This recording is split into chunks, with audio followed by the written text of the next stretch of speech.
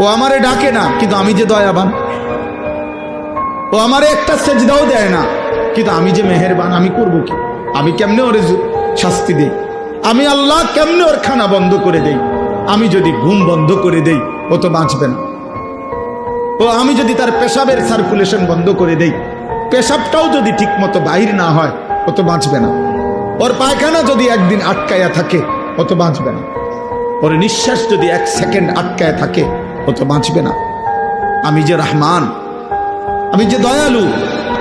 তবে আল্লাহ বলে, বান্দা তবে শেষ তুমি ভেবেছ আমি শুধু দয়াই করে যাব?